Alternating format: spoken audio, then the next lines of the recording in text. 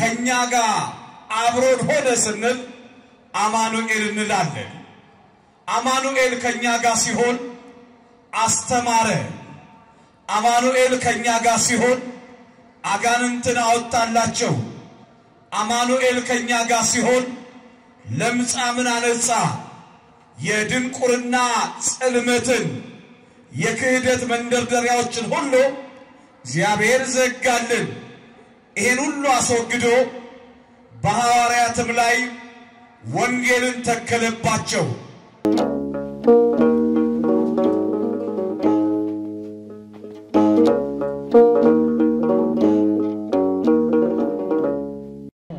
የተወደዳችሁ ምእመናን መጽሐፍ ቅዱስ በመልአት ካልሆነ በእውነት ካልሆነ እንደ ሌሎች መጽሐፍ እንደ ዓለም ልቦለድ በዘፈቀደ እየተናገርን የምንፈታውና የምንተረጉመው ትምህርት አይደለም። አንድ መምህር ለተማሪዎቹ በምሳሌ ያደረገ ያስተምራቸዋል። አምላካችንም መድኃኒታችንም ኢየሱስ ክርስቶስ ይከተሉት ለነበሩት ለ120 ቤተሰቦች በብዙ ምሳሌ ያስተምራቸዋል።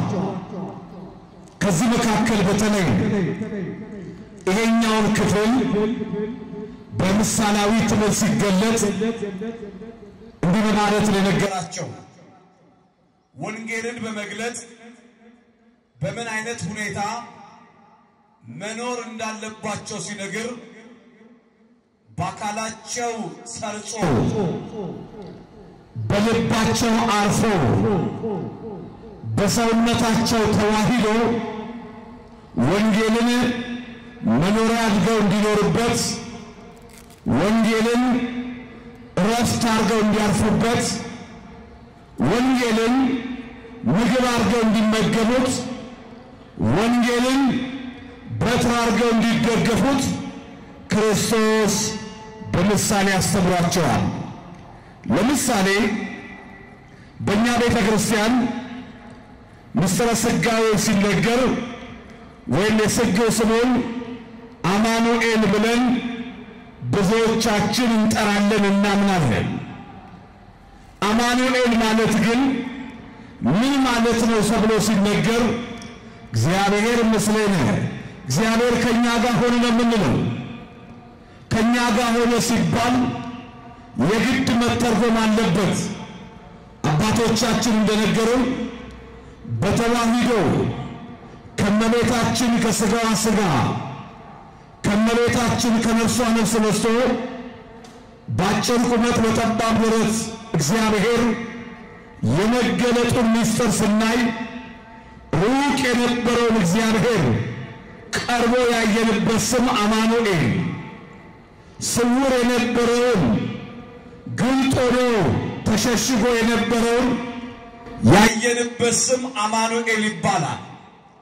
አሁን ያየነው አሁን የዳሰስነው ከኛ ጋር አብሮን ሆነ ስንል አማኑኤል እንላለን። አማኑኤል ከኛ ጋር ሲሆን አስተማረ። አማኑኤል ከኛ ጋር ሲሆን አጋንንትን አወጣላቸው። አማኑኤል ከኛ ጋር ሲሆን ለምጻምን አነጻ። የድንቁርና ጽልመትን የክህደት መንደርደሪያዎችን ሁሉ እግዚአብሔር ዘጋልን። ይሄን ሁሉ አስወግዶ በሐዋርያትም ላይ ወንጌልን ተከለባቸው። ስለዚህ የመጣው ርቀን ለነበርነው አዳማውያን ዕፀ በለስን በልቶ ለወደቀው ለአዳም ለልጅ ልጆቹ ሁሉ ወደ ክብር ይመልሳቸው ዘንድ አማኑኤል መጣ። የደረቀውን አዳም ያለመልመው ዘንድ የወደቀውን አዳም ያነሳው ዘንድ በኃጢአት ምክንያት ከጸጋ እግዚአብሔር የጎደለውን የተዋረደውን ከአምላክ ክብር የራቀውን አዳምን ይፈልገው ዘንድ አማኑኤል በሥጋ ማርያም ተገልጦ መጣ። ክርስቶስ ሁሉን ትቶ ወረደ ይለናል መጽሐፍ። በፊልጵስዩስ መልእክት በምዕራፍ 2 ቁጥር 12 ላይ ሁሉም ትቶ አዳምን ፍለጋ መጣ። አዳም ወዴት ነው ያለኸው አለው። የአዳምን ቦታ ፈልጎ እግዚአብሔር መጣ። ስለዚህ አዳም በገነት ሲኖር አምላክነትን ፈልጎ ነው። በሰይጣን በዲያብሎስ ክፉ ምክር ገነትን ከምታክል ስፍራ እግዚአብሔርን ከሚያክል አባት ተለየ። ለምን ተለየ ቢባል አምላክ የሚሆን መስሎት አምላክነትን ፈልጎ መጣ። እሱም ደግሞ ወደቀ፣ ተዋረደ።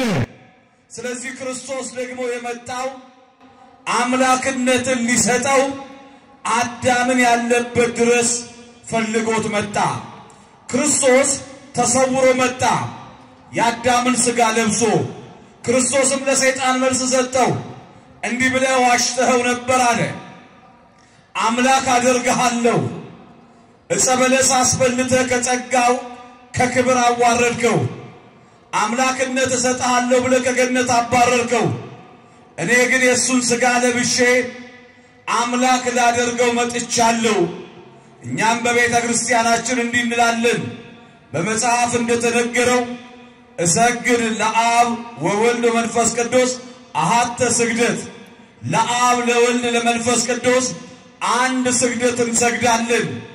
ሥጋ ለለበሰው ለኢየሱስ ክርስቶስ ከባሕሪ አባቱ ከእግዚአብሔር አብ ጋር ከባሕሪ ሕይወቱ ከመንፈስ ቅዱስ ጋር በአንድነትና በሦስትነት ለሥላሴ አንድ ስግደት እንሰግዳለን። ስለዚህ ሰይጣንን ይመልሰው ዘንድ መልስ ይሰጠው ዘንድ እግዚአብሔር እንዲህ ያደረገ። ይሄንን ነው መጽሐፍ ብዙዎች የሚጠይቁት። በተለይ በዮሐንስ ወንጌል በምዕራፍ 10 ላይ ያለውን ጥያቄ ሌሎች አካላት ወደ ሌላ ይወስዱታል። ቤተ ክርስቲያንና ሊቃውንቱ ግን ይህን ትርጉም እንዴት ያውታል በሚለው ሐሳብ ነው የምንመለከተው። እግዚአብሔር ከሁላችን ጋር ይሁን። ለዚህ ነው ራሱ ይላል ቅዱስ ዮሐንስ አፈወርቅ ሲናገር እንዲህ ነው ያለው። በር ነኝ የሚለውን ትርጉም ኢየሱስ ክርስቶስ ማለት ሁሉን የሚጠቀልል ፍቅር ነው አለ።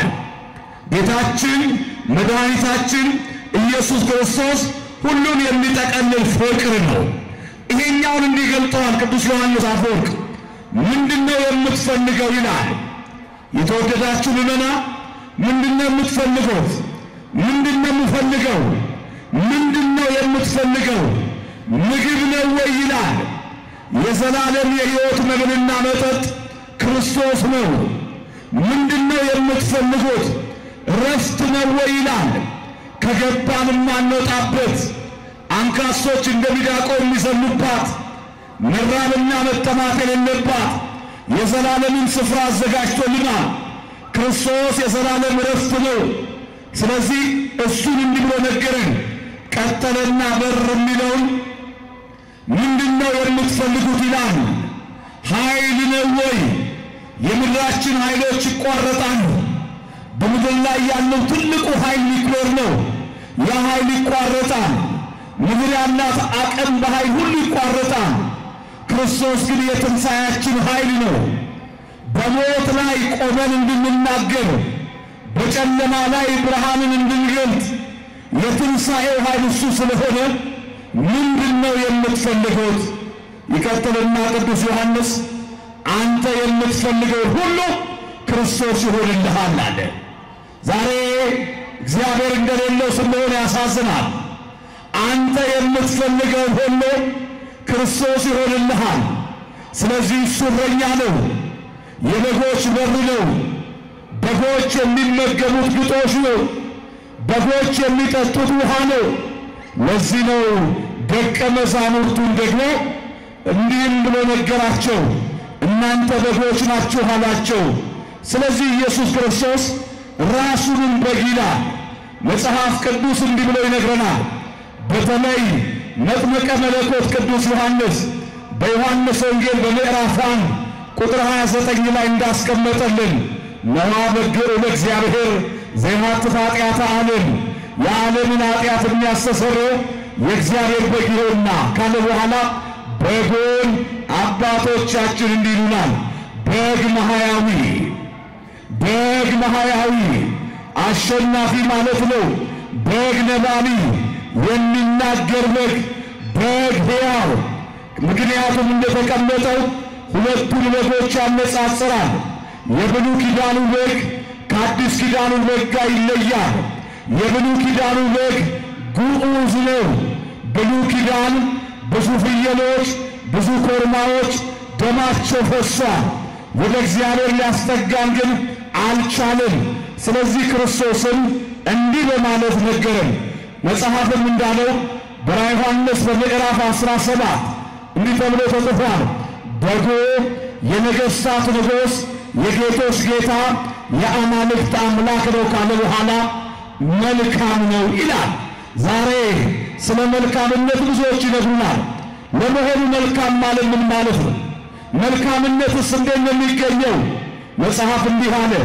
አንድ ሰው ወደ ጌታ መጣና በሚገርም ሁኔታ ቸር መምህር ሆይ መልካም እንደሆንክ አያለሁ አለ።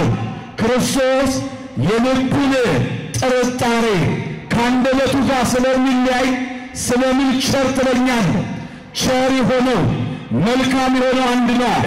ታዲያ መልካም ምንድነው ሲባል ሕይወት መልካም ነው፣ መልካምም እግዚአብሔር ነው። ብርሃን መልካም ነው፣ ብርሃን እግዚአብሔር ነው።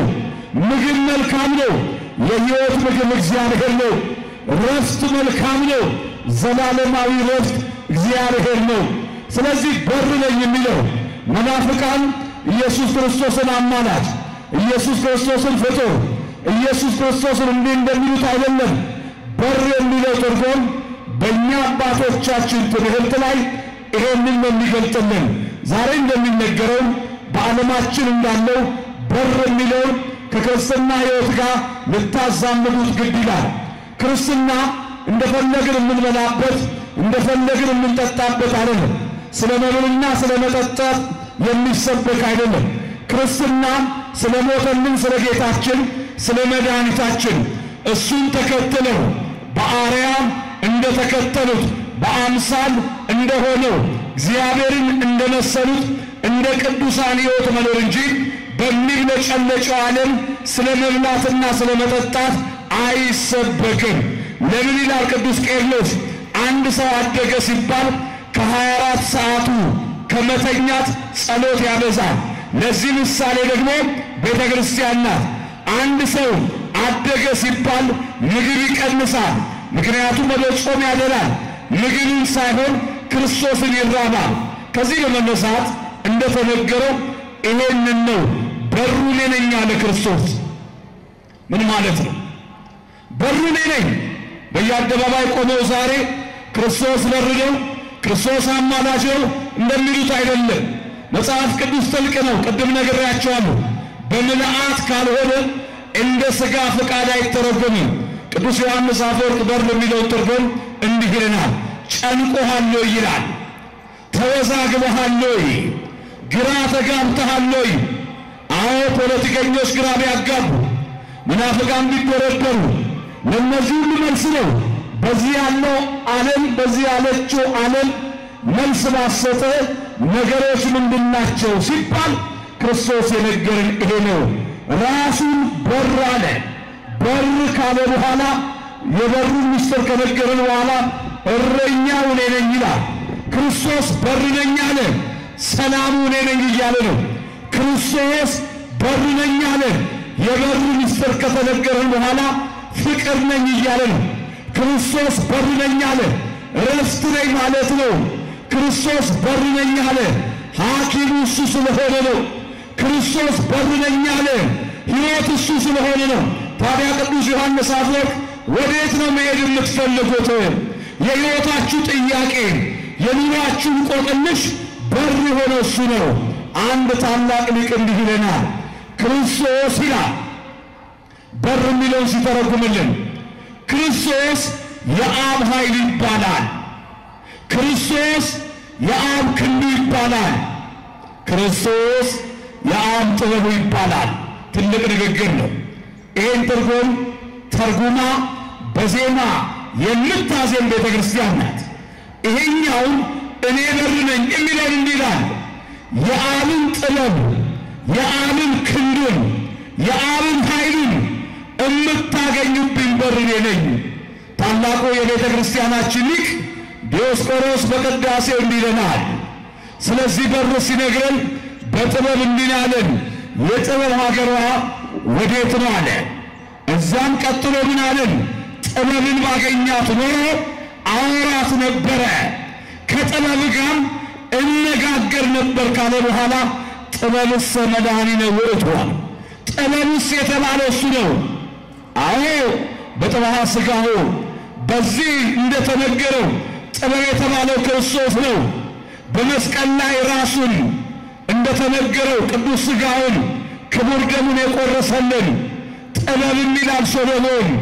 ቤቷን አነጸች 7 ዓምድና ምሰሶ ዘረጋች። ጥበብ የተባለው ኢየሱስ ክርስቶስ ነው።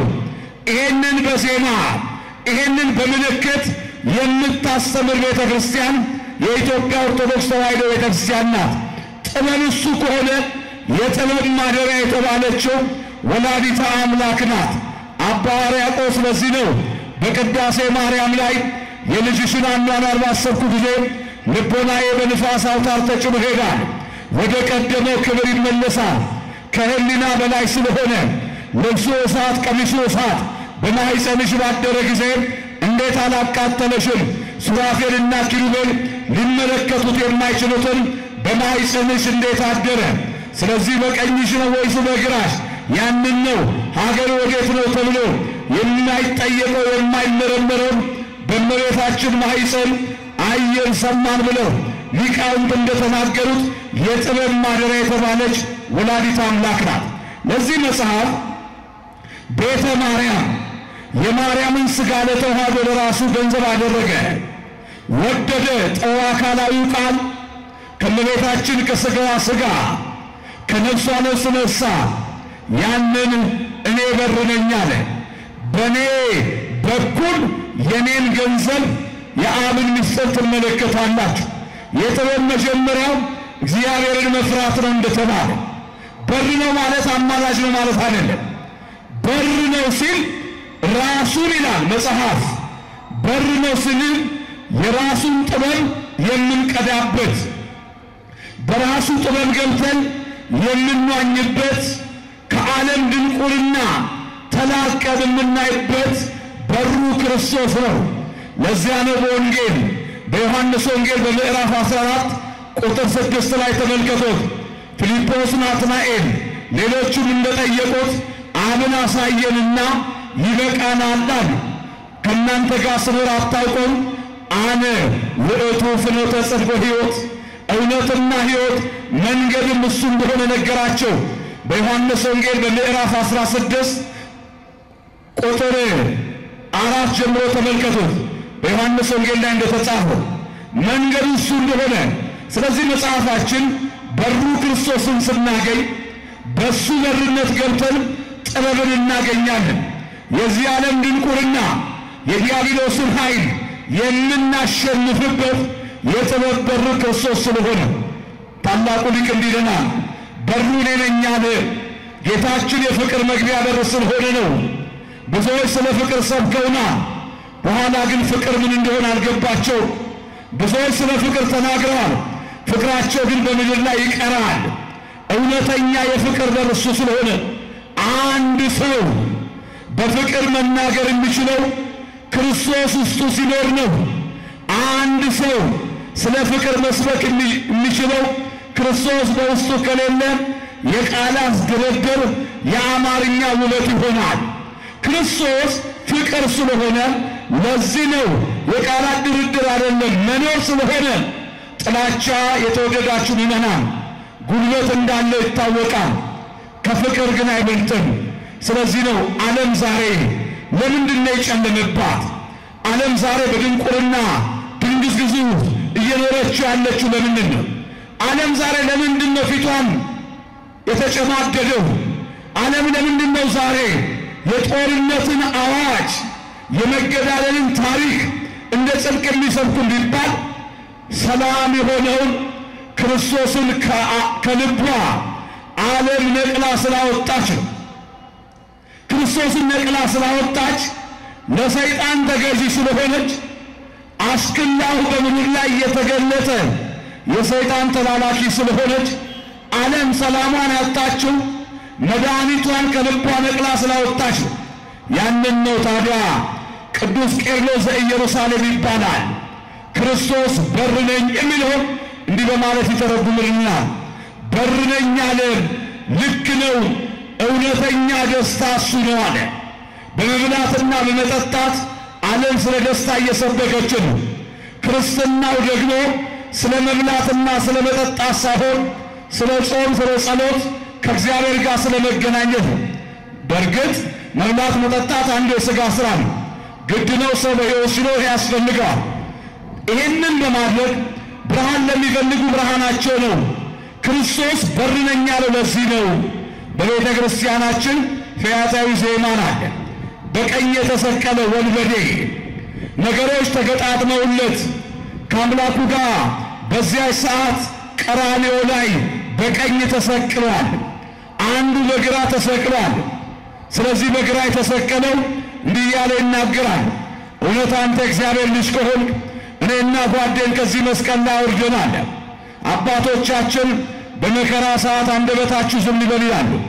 በመናገር የሚለወጥ ለውጥ የለም። ስለተናገርን ታሪክ አይለወጥም። ለሚናገረው ለእግዚአብሔር ነገርን ጠቅልሎ መስጠት ነው። የእኛ ንግግሮች እርስ በራስ ሲያጋጨን ያየን። ስለዚህ በዘመናችን በኑሯችሁ፣ በትዳራችሁ፣ በሕይወታችሁ እግዚአብሔርን ቅደም፣ እግዚአብሔር እንዲናገር እድልን መስጠት ነው። እኛ ተናግረን ነገሮቻችን ሁሉ ባዶ ሆነዋል። ስለዚህ በቀኝ የተሰቀለው እንዲህ አለ፣ ዓይኖቹ ወደ ጌታ እያየ እንዲህ ሲል ተናገረን፣ ጌታ ሆይ በመንግሥትህ አስበኝ አለ። እግዚአብሔር ሁላችን በመንግሥቱ አስበን ከገባንበት የማንወጣበት የእግዚአብሔር መንግሥት፣ አንካሶች እንደሚዳቆ የሚዘሉባት የእግዚአብሔር መንግሥት፣ መራብና መጠማት የሌለባት የእግዚአብሔር መንግሥት፣ ሰላም የሚገለጥባት የእግዚአብሔር መንግሥት፣ በጉ ኢየሱስ ክርስቶስ የሚያበራባት የእግዚአብሔር መንግሥት። ስለዚህ ክርስቶስ እንዲህ አለው፣ ታምናለህ ወይ አለው። አምነሃለሁ አለው። ከአዳም ቀድመ በደስታ ገነትን ትወርሳለህ። ሽፍታ በመስቀል ላይ ገነትን ተስፋ አድርጎ ወደ ገነት ሄደ። እንደ ተጻፈው መጽሐፍ በምትገለባበጠዋ በመልአኩ ሰይፍ ገነት ታጥራለች። ወደዚህ ለመግባት የዘር ማኒፌስቶ አልተጠየቀም። ወደዚህ ለመግባት የባንክ አካውንት አምጣ አልተባለም። ወደዚህ ለመግባት የዘር ግንድ አልተጠየቀም። ወደዚህ ለመግባት የሚያውቃቸውን ሰዎች እንጡ አልተባለም። ምን ይዘሃል የሚል ነው። እንዲህ ሲል ነገራቸው፣ የጌታዬን የመድኃኒቴን የኢየሱስ ክርስቶስን ደመ ማኅተሙን ይዣለሁ። ለሰው የሚያስፈልገው ይሄ ነው። ምድር ታጥባ የምትጸዳው በክርስቶስ ደም ነው። ሕይወታችን የሚለወጠው በእግዚአብሔር ደም ነው። የእኛነት በእግዚአብሔር ፊት ሚዛን ሲመዘን ባዶ ነው። ወደ ኪሳችሁ ስትገቡ ኪሳችሁ ባዶ ሊሆን ይችላል።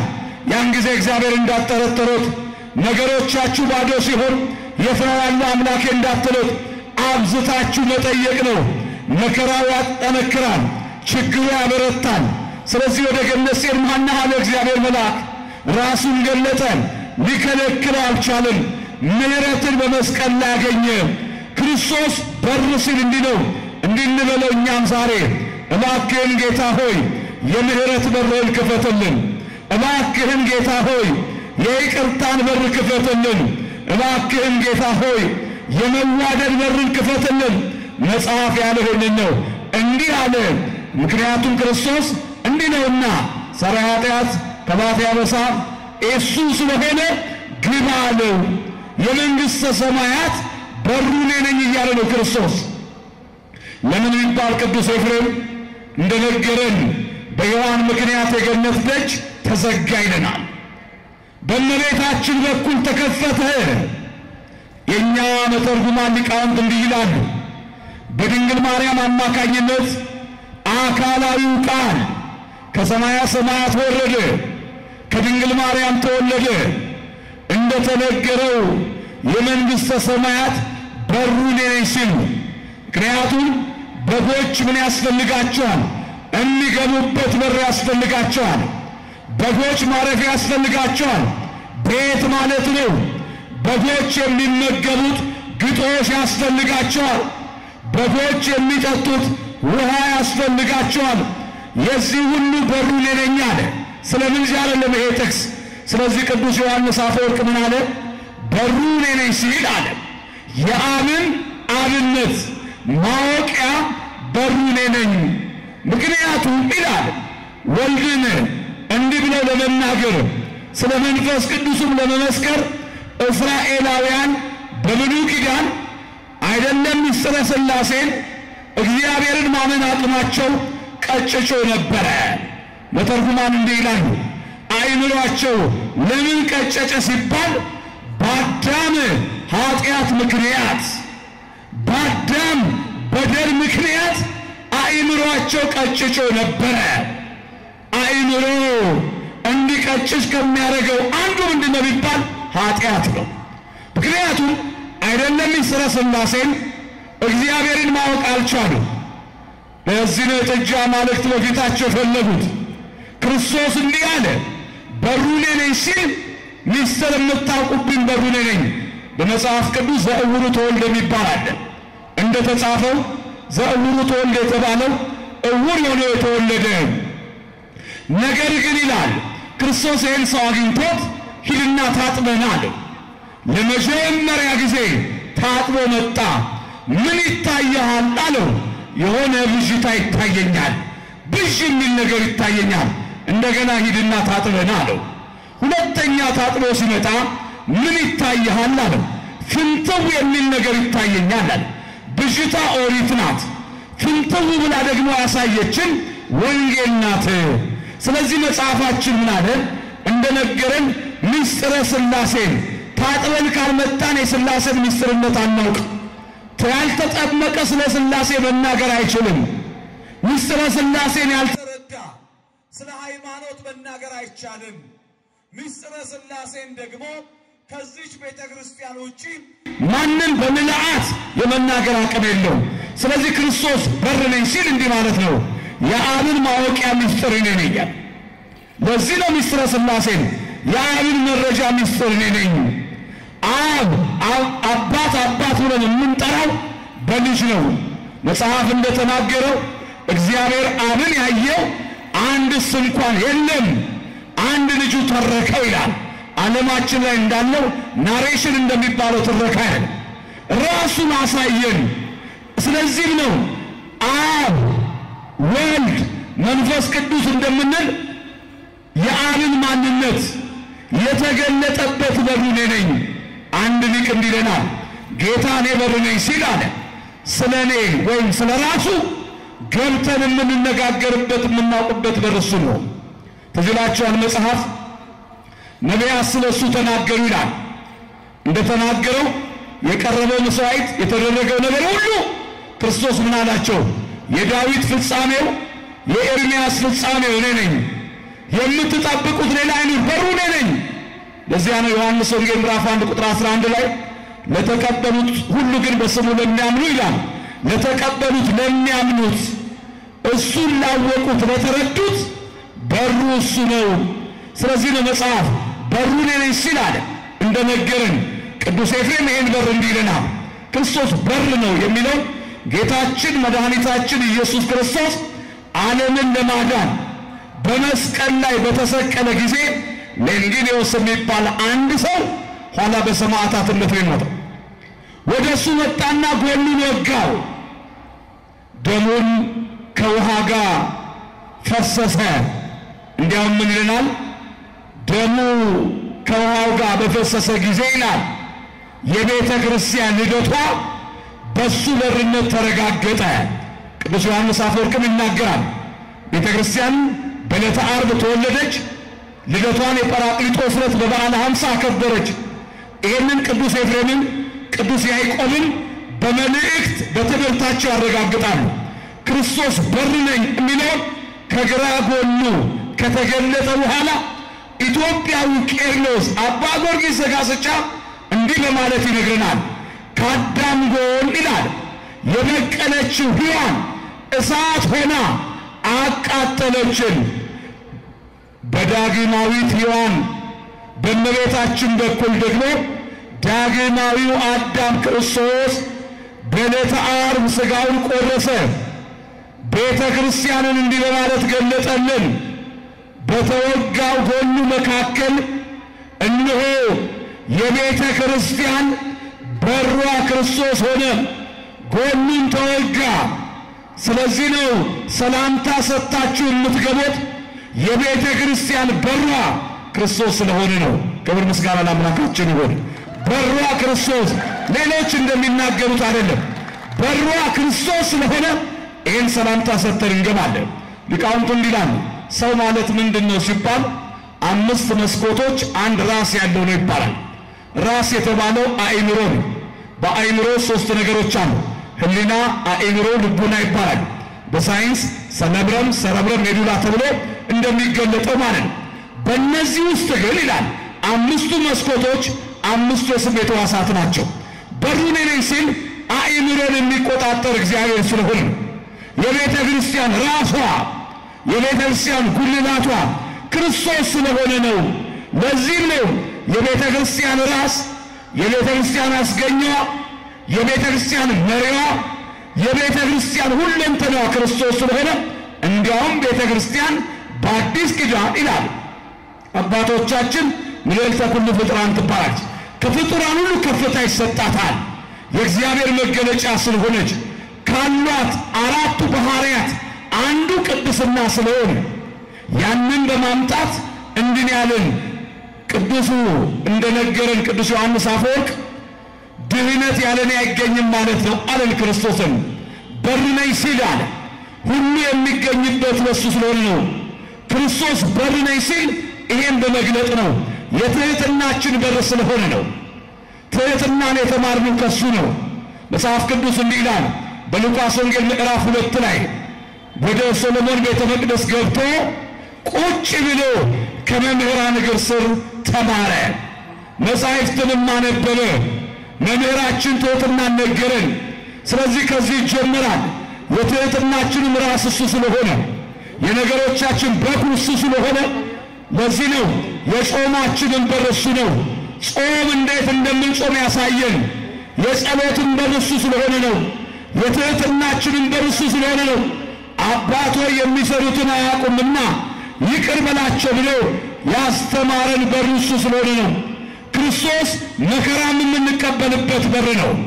ተመልከቱ፣ ስለ ስሙ የሚወገሩበት፣ ስለ ስሙ የሚሰደቡበት፣ ስለ ስሙ የሚነቀፉበት ለተድላ ብቻ አይደለም። ክርስትና ለጭብጨባና ለእልልታ ብቻ አይደለም የተጠራችሁት፣ ለብዙ መከራም የተጠራ ነው። ለዚህ ነው የተጠራችሁት ይለናል። አንዳንዶች የሚመስለን በድሎት ብቻ ክርስትናን መኖር አይደለም።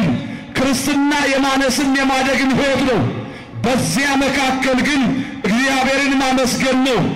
ራቁቱን ተሰቅሎ ያላፈረብንን ጌታ በሚደርስብን መከራ ወደ ኋላ ልንል አይገባም። ስለዚህ መጽሐፍ ስለኔ ይሄ ሁሉ ይደርስባችኋል ክርስቶስ በር ነው ያለ በርነቱን ሲገልጡልን ልጅነትን ያገኘንበት በር ነው። መጽሐፍ እንደተናገረው በተለይ በብሉይ ኪዳን እግዚአብሔር አብን ቆመን የመናገር አቅም አልነበረንም። በእኛና በእግዚአብሔር መካከል ጥቁሩ መጋረጃ ነበረ። መካከል የሚለውን በዚህ የተነሳ ነው። ወደዚህ መቅረብ አልቻለም። ስለዚህ ስንጸልይ ጸሎቶቻችን ምን እንደነበረ ይታወቃል። የልጅነት በር ሲባል ጸሎትን ሲያስተምረን አባታችን ሆይ ብለን እንድንጸልይ የተገኘበት በር እሱ ነው። አባ አባ ብለን የምንጮህበትን የልጅነትን ጸጋ ያገኘንበት በጥምቀት ወልዶን በጥምቀት ተወልደን ከሱ ባገኘን ልጅነት እግዚአብሔር አብን ልጅነትን አግኝተናልና አባታችን ብለን የምንጠራበት በር እሱ ነው። ክርስቶስ በር ነው ሲባል የታተመ በር ነው ይላል። የታተመ በር ሲባል መናፍቃን የማይገቡበት፣ ተጠራጣሪያን የማይገቡበት፣ ከሃዲያን የማይገቡበት፣ ከገቡም የሚወጡበት። ብዙዎች ገብተዋል፣ ብዙዎች ወጥተዋል። በሩ ታትሟል። ወልደ አብ ወልደ ማርያም ብሎ ለማያምን ሰው ይሄ በር የታተመ ነው። ክርስቶስን በዚህ ላላወቁት የታተመ በር ነው። ምናልባት ገብተው ከሆነ ቁልፉ እሱ ጋር ነውና ይወጣሉ። በር ያስገባል፣ በር ያስወጣል። ስለዚህ ክርስቶስ በር ነኝ አለ። በር ይጠብቃል። እውነት ነው። በር ቤትን ይጠብቃል። ያ ሲባል ቤት የሚጠበቀው በበር ነው።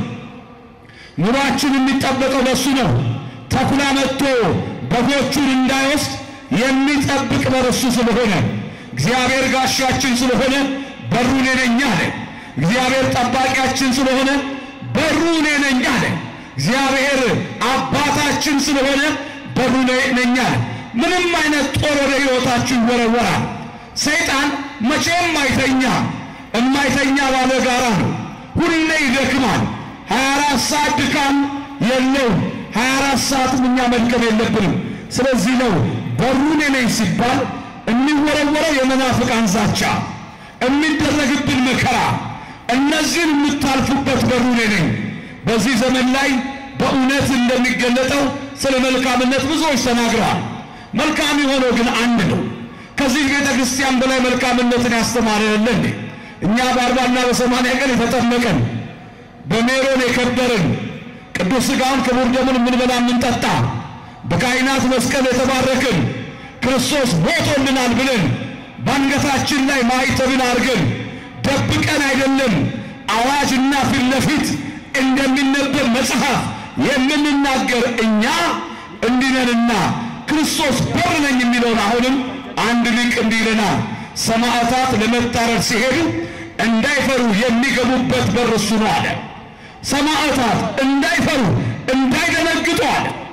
ምክንያቱም ሰማዕታት በእኛ ቤተ ክርስቲያን በሁለት ክፍል እንከፍላቸዋለን።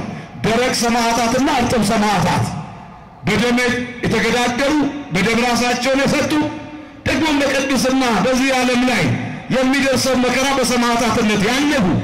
ስለዚህ ሰማዕታት ቢታረዱ ሲሄዱ ክርስቶስ አብሯቸው ይሄዳል። በሚታየው ሰይፍ ላይ የተወደዳችሁ ምናል በሰይፉ ላይ ኢየሱስ ክርስቶስን ያዩታል። በሰይፉ ላይ ገነት ይታያቸዋል። ስለዚህ በሚያርዷቸው በሚሰዋቸው ፊት ቆመው በመጎስ የሚናገሩበት በር እሱ ነው። ያንን ነው አይደለም ሰማዕታትን ባለትዳሮች ወደ ትዳር ሲገቡ ወደ ትዳር የሚገቡበት በር እሱ ነው። ምክንያቱም ቅዱስ ዮሐንስ አፈወርቅ 2ም 3ም ብትሆኑ በመካከላችሁ ሆናለሁ አለ። ትክክል ነው። 2 የተባሉት ባልና ሚስት ናቸው። 3 የተባሉት ልጆች ናቸው። ባል ራስ ነው፣ ልጅ አንገት ነው። ከዛም ደግሞ አካል ቤት ይሰራል። ሰማዕታት ደግሞም ባለትዳሮች ይሄንን ሕይወት በክብር የሚያዩበት በር እሱ ነው። ክርስቶስ የጽድቅ በር ነው። ክርስቶስ የሰላም በር ነው። ክርስቶስ የሕይወት በር ነው። ስለዚህ ነው ምን ያስፈልጋቸዋል ይላል። ዛሬ እኛ የጽድቁን በር ዘግተን የኃጢአትን በር እየከፈትን ነው። የዘረኝነትን በር እየከፈትን ነው። የመለያየትን በር እየከፈትን ነው። የራሳችን የክፋት በሮች አሉ። ዝጓቸው እነዚያን በሮች። ወደ ምስጢር የሚገልጠው በር ይሄ ነው። ስለዚህ ነው በዚህ በር ገብተን ነው ቅዱስ ሥጋውን ክቡር ደሙን የምንበላው የምንጠጣው። የኖህ መርከብ የተዘጋችው በሩን ስላላወቁ ሰዎች እየበሉ እየተጠጡ እየጠጡ በሩ ተዘጋ። ስለዚህ ነው ክርስትና የማስመሰል ሕይወት አይደለም። ክርስትና አስመሰለን የምንኖርበት አይደለም። ክርስትና ስለመብላት ስለመጠጣት የሚሰበክበት አይደለም። ክርስትና መኖር ነው። ለዚያ ነውና በሩን እኔ ነኝ ይላል ክርስቶስ። ማንኛውም ጽድቅ በር የምታገኙብኝ በእኔ ነው። በዚህ ገብተን ነው ይሄን የምናገኘው። ሌላው ክርስቶስ የደስታ በር ነው ይላል። ስለ ደስታ ዓለማችን ብዙ ነገር አለች። ጥሩ ጥሩ መኪና በመንዳት ደስታ ያለን ይመስላችኋል። ጥሩ ጥሩ ቪላ ቤት በመኖር ደስታ ያለን ይመስላችኋል። አትኑሩ የሚል ምንም አይነት ሐሳብ የለም። መኖር ደስ ይላል። ክርስቲያን በሰፊው ማደግ ደስ ይላል። ነገሮችን ብንቆጣጠር ደስ ይላል። ትልቁ ጉዳይ ግን ይሄ ነው። የደስታ በር ነኝ ሲል ለነዛ ለ3 አገልጋዮች ለአንዱ 5 ለአንዱ 2 ለአንዱ 1 ሰጠ። ባለ 5ቱ አብዝቶ አስፍቶ አትረፍርፎ ሰጠ። በትዳራችሁ ሕይወታችሁ በዚህ መጠን መብዛት አለበት። በሥራ ገበታችሁ ማደግ አለባችሁ። በስልጣናችሁ ራሳችሁን ከፍ አድርጋችሁ በእናንተ ላይ እግዚአብሔር መገለጥ አለበት። በንግዳችሁ ላይ እግዚአብሔር በሕይወታችሁ መገለጥ አለበት። እነዚህ ከእግዚአብሔር ጋር የሚነግዱ ነጋዴዎች ናቸው። እነዚህ ከእግዚአብሔር ጋር የሚኖሩ አዎ ክርስትና ይሄ ነው ዋጋው። ስለዚህ መጽሐፍ እንዲህ አለ፣ ለዚያ ሰው እንዲህ አለው፣ አንተ ታማኝ ባሪያ አገልጋይ ታምነሃልና በብዙ ትሾማለህ አለው። ደስታ ወደሚገኝበት ግባ። ደስታ ከእግዚአብሔር ጋር ነው። ረፍት ከእግዚአብሔር ጋር ነው። ሰላም ከእግዚአብሔር ጋር ነው። ወገኖቼ ያለ እግዚአብሔር ሰላም የለም፣ ያለ እግዚአብሔር ረፍት የለም። ዓለም እየተቅበዘበዘች ያለችው ያለ እግዚአብሔር እየኖረች ስለሆነ ነው። ነገሮቻችን ባዶ እየሆኑ ያሉት እግዚአብሔርን ስላልያዝን ነው። ስለዚህ አንተ ዓለም ረፍት ወደሚገኝበት ደስታ ግባ። በክርስቶስ ያለው ደስታ ጣዕሙ እንዴት ያለ የሚያምር ነው። ጣዕሙ እንዴት የሚጣፍጥ ነው። ለዚህ ነው ክርስቶስ በር ነኝ አለ። ወደ ቤተ ክርስቲያን የምትገቡበት በር። መናፍቃን ስለምንድነው በር ተሳልማችሁ የምትገቡ ይሏቸዋል። ክርስቶስ በሩ ነኝ አለ። የቤተ ክርስቲያን ራሷ፣ የቤተ ክርስቲያን ጉልላቷ፣ የቤተ ክርስቲያን ክብሯ። ለዚህ ነው ወደ ቤተ ክርስቲያን የምንገባበት በር እሱ ነው። ወደ ጻድቃን፣ ወደ መነኮሳት፣ ወደ ሰማዕታት፣ ወደ ሊቃናት ማህበር የምንገባበት በሩ እሱ ነው። ከገባን መውጣት የለም። እዚያ ውስጥ ያለ ልዩ ነው። እንደ ቅዱስ ጴጥሮስ ጌታ ሆይ በዚህ መኖር ለኛ መልካም ነው። ቅድስና የሚነገርበት ረፍት ያለበት። ስለዚህ እኛ የኃጢአትን፣ የድንቁርናን፣ የክፋትን በሮች እንዝጋ። የክህደትን፣ የትዕቢትን በር እንዝጋ። እግዚአብሔር የሚወደውን በር እንክፈት። ወጣቶች እግዚአብሔር የሚወደው በር ያለው በዚህ ነው። መልካምነት የሚገኘው በዚህ ነው።